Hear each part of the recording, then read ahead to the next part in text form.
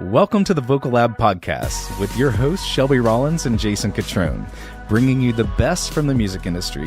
Get ready for first-class conversations packed with exclusive techniques and transformative insights, all designed to help you reach your top note. What's up? We're live. Hey, live podcast. First live podcast, Shelby. First live podcast. Cheers. Cheers to that. With our brand new Vocal Coffee Lab mugs. podcast, coffee mugs. I don't know if you guys would want to purchase said Vocal Lab coffee mugs, but we can maybe make that happen one day. We'd have to open like a shop. I don't know. Yeah, that was just a thought. Maybe I shouldn't have put it out I know, there because so if quickly. people are like, yeah, and then we'd be like, oh no. But what if we get Now we like gotta... a million people wanting these Hey, mugs? if people really want the mugs. What if I that, really what if wanted that a was a mug. thing? I did really too. did. I was, What if I we was had mad I had to been wait this long to get mine. trying so hard to like make the world better in every way that we can think of through music and education of vocals, and yet we sold 1 million mugs and That's retired. all people wanted was the coffee mugs. I don't know, they actually look really sharp though. They do. They look great, really don't good. they? I designed it myself. And you did a great job. Thank you. Well, you didn't design the logo. We paid somebody to design the logo. True. But you put the logo On black and white. You uploaded a file online. I had 2 options. 3. Completely. Yeah, it was easy. Oh, gosh. Yeah. Anyway, I like it. Hey, so this is our Merch. first live podcast. It is, yes. For you all out there tuning in via video on YouTube, Which we is are, cool. Yeah, we're trying to get people to watch the podcast more. We have a lot of people listening on all the streaming services out there. Thank you for tuning in weekly, regularly to what we're offering here. Obviously, share it with your friends and continue to keep listening. Let us know what you would like, topics, anything like that. Yeah. But we definitely want more people watching as well, because you get a little more additive. We're such visual people. And I washed my hair for this, guys. Yeah. Today. That's I a big washed deal. my hair That's a big today. deal. I was kind of like, yeah, I think I need to do it. Yeah, So and I did it for y'all, because this is a video. It's a not video. just the audio. Yes. And so for all you out there watching, and for all you blue regulars light. of I'm the good. Vocal Lab YouTube channel, we do more than just reactions, which is what today's about, partly, so that you can be aware of the amazing stuff we offer here at the podcast. Yeah. So please watch that as well. We are going to keep reacting. We're going to continue doing that all the time. But what are we doing Today today? is not a reaction video, or But purpose what are is we not to talking react. about instead? Well, I'm just letting them know, because we're going to get comments. People are going to be joining in right away. Yeah. And today's live podcast is just that. It's not a reaction live today. So it is a podcast. if you're hopping on right now wanting us to react, just hear me say, we're not going to react in this podcast. But now they're going to be like, bye, before Well, they they even might, hear. So but what we are hopefully not. doing instead is we're talking about, there's a big conversation that is always a question, and we've dealt with this with clients for years, our coaching clients, is do I have to move to Nashville or LA or New York or a city like that A creative center to pursue music successfully? Is it possible to not do that and still have big success? And that's what we're talking about. And we're going to do it like debate style, where we take a pro and a con stance. And I called it right before we went live, so Jason didn't have the chance. I beat him to the punch. I called the pro stance of, yes, you have to move to a big city. And Jason, you're going to debate the con of maybe you don't have to. Okay. I hope you have some good ones. I mean, how do you know that's not already my stance? Oh, well, I don't know. But I just wanted to call the pro stance, so I did. Okay. All right, so I'm going to argue, yes, you do need to move to a city like Nashville, New York, or LA if you really want to So move be and successful. live is your move point. And what are you going to do if you're not living there? I'm just move saying, you and- need to permanently move. Permanently move. Okay. Yeah. And I thought this for a very long time. Take all that money, leave your family, leave your friends, leave your comfort zone. Yep. All of it. Move to the big city. Yeah, I've got all my or reasons. the Yep. cultural center. Now, the first reason I will say is I'm going to actually turn this into a question of why would you not? What is holding you back? What are you avoiding? What hard thing are you not wanting to do that is keeping you from making a big change like that? That would be my first question. Because I think the reason people don't tend to do that is almost always rooted in fear. It is rooted in a fear of the unknown. What if I can't make it? I don't know how to do that. I'm not sure if I can be successful. And there's no guarantees. And that's true. There are absolutely no guarantees, but there's no guarantees either way, right? And so if you're going to make any decision, actually listen to one of my favorite physical trainers this morning say this in a workout was, don't make decisions from fear. It's a terrible place to make any decision from, is from a place of fear. Because the reality is like the decision you typically make out of fear is one that is going to prevent you from doing challenging things, from doing hard, bold moves, right? So instead, you may as well make a decision out of faith, because in both faith and fear, you're believing in something that is invisible. It's an invisible belief. Neither are actually guaranteed. Neither outcome, the one you're afraid of and the one that you're hopeful for, is going to be guaranteed. So might as well go for the thing you're hopeful for and put your actual energy into that, rather than ruminating and just wasting time being afraid. So that would be my very first argument. And obviously I haven't gotten practical in that yet. But would you like to give one of your cons before I go further and monopolize the conversation, because I'm right? I think we need to get to the practical, because I can't argue that point. I think whether you stay where you are or you move to a city you feel like you need to be in to do your thing, regardless, you need to choose faith over fear, right? So to that point, I think they intersect, and they're the same regardless of your geographical positioning. Well, do you think that's why people don't typically make the move? I think that is a big part of it for sure. Yeah. But I think that goes, if you're focusing at some level on a fear-based response or initiative, that's going to also probably keep you from ever stepping fully into your art itself. So I think that's a deeper rooted focus of the individual that will inform both decisions. So what's the reason that you may not have to move to a big city? I don't think it's necessary anymore. I think in a time 10 years ago, my answer may have been different. Definitely 5 years ago, changed that too with COVID, and even in the past 10 years with the acceleration and growth of social media, and then you throw in COVID, which literally made what we already knew to be happening, a global community, accelerate again into a true global community. Because of the internet. You don't have to be anywhere anymore. When during COVID, when my good buddy Kip Williams that we've had on the podcast, when he and I started working with a client that we have done a lot of work with, Ava Terry, great artist, you should listen to her. We had the big decision. We had just started a development deal with her and her family, and then COVID happens, and we were all like, well, we don't want this to stop. And Kip's like, well, let's just record these vocals virtually. And so there were a lot of people doing that, but that was the first time everyone was like, oh, we can actually even record vocals and not be in the same place. So true. It's now, to me, geography is not the issue. It's individual. Some people do need to move to a creative center for a myriad of reasons. Some don't for a myriad of reasons. So I do think it's a highly individual question. But back to your point, do you have to make it work and be successful? No, that's no longer true. Well, I think it also depends on your definition of success, right? So if you're after a record deal, especially in a major setting, you might need to be in a big city, in the city where the label is you based. Might need to be. Yeah, but here's the thing: is like you're creative, my point. But your team, like the people on the label and all of the people that work for you, if you're the artist, are housed in the city. Like they're really in the same space, and especially in Nashville. Now, I don't think every city is this way.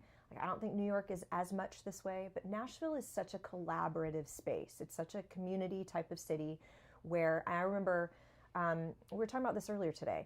I remember I lived in New York for almost 5 years. Now, this was in my 20s. That was like I mean, generations ago. Okay, this was like almost in the 1900s, but it wasn't. And things have changed. However, back then, it was very individualistic in New York. People were not really collaborating, not writing together nearly as much. It was kind of every man for themselves because of scarcity mentality. But in Nashville, I remember the big difference when I moved here was like, whoa, people really want to work together. They really want to collaborate. And it wasn't like this fear that you're going to steal my opportunity. It was this idea of, no, the more we work together, the more opportunity we create for everyone. So there's always room at the table. And so Nashville is such a be in the same room kind of place. It is, you go get coffee, you go get a meal together, you have these writes together in the same room. And yes, you can virtually write, 100% you can. And we have virtually coached since long before COVID. I mean, back when Skype was the only real option for virtual video, like video conferencing. I mean, I remember I started Skyping with people back in 2010. Is Skype still around? Yeah, it is. It totally is. People still use it. I've started using Zoom more than anything, but still, 15 years ago, that was not new to me. So when COVID happened, people were like, oh my gosh, can you take a lesson virtually? I'm like, yeah, I've been doing this for 10 years already. It's fine. And while you can do that, there is, if I were to tell people, would you rather have a session in person than online? Yes, of course, because of an energy thing. Like I want the personal touch, and it's like AI can't replace human connection, right? You can use all of the AI that you want, and it's really, I use ChatGPT sometimes. My mom might think that's that I'm going to become a cyborg, but I do. But you can't replace the humanity of things, and there's something that comes in that interpersonal, in the same room type of connection, and that was why COVID was so hard on people. You know, because there was such a lack of that. There's such a lack of that in-person dynamic that we're all craving in our souls when the restrictions were lifted. And that's one of the reasons that I think it's important to be in a city where you can actually be in the same room as people, that you, other creatives. Well, I agree with that. And I will never take away from the need to network and be around people not only who are at a bigger or higher level than the place you are currently and want to be in the energy of a creative center, and to again, as you were saying, like collaborate and network with power players. Right. That does at some level take you being in those circles. Yeah, especially the power players part of it. Now, do you have to live in that city? That goes back to you don't. And again, to your point with social media, we now live in this culture where we're probably seeing more people discovered. This is probably true. I would like to know a number if someone knows it out there. I'm sure someone has. I would like to know the percentage of people who are signing deals, and primarily we're talking about musicians here. Because I do believe if you want to do Broadway, yeah, you need to probably move to New York and try to do Broadway. Yeah. Now you can start locally at theater groups and work your way up. You got to get into equity at some point, all the game. Same with acting. You know, do you have to be in LA? Not necessarily, because there are now other centers like Vancouver and Toronto and Atlanta. Do a lot of filming. Do a lot of filming, right? New York. But at some level, you're going to have to be in those arenas to play the game better and bigger. With music, it is different, and this is what I was getting to. I would be curious to know how many people in the past, let's say 3 years, have been signed to major deals that were found online, not being in Nashville, New York, or LA. I agree. I totally agree with that. However, I wonder, similar statistic, of those people who were basically scouted online on TikTok or whatever, did that label straight up just be like, have a Zoom call and then here's a contract, or did they fly them in and need to meet them in person? You know, probably. And then if they did sign them, were they like, now you move here? But I have a client right now. I can tell you, he signed his deal. He signed 2 deals, and he never met them in person. That's wild. It was all done on a video call. That is wild. So maybe I stand corrected. However, yeah, I wonder what's normal, what's standard in. I think it's probably normal to like fly in and meet, because any label or any bigger conglomerate you're going to work with and sign a long-term deal with a lot of money on the line, they're going to want that personal touch and energy in the room. Like you could walk in a room and it not be the same feeling that you had or you may just not get along with them. I don't know. It could be anything. But Yeah. It's back to this main point, I think another argument against moving to a creative center, Let's and hear it. Nashville used to not be this way, and now it is. They're really expensive. Oh, yeah. That is fair. So you might be better off pricey. out there, singer-songwriter or content creator, to move to Belize for 2 years and have an apartment for $400 a month. Yeah. Create your art, have a master plan, then to come to a creative center or to go back to where you're from. Get my point? Yeah. It's expensive. It is. It is expensive. And one of the greatest detriments, I think, to art today is the cost of making it. Yeah. I mean, and also to your point of being able to be remote, it's never been cheaper to make your own music and create stuff, right? Because people are doing it at home, people have learned how to do it because of, YouTube and all of those kinds of resources out there that help you learn how to do things. But to the, thing you just mentioned, because it's expensive and you could move to Belize for 2 years.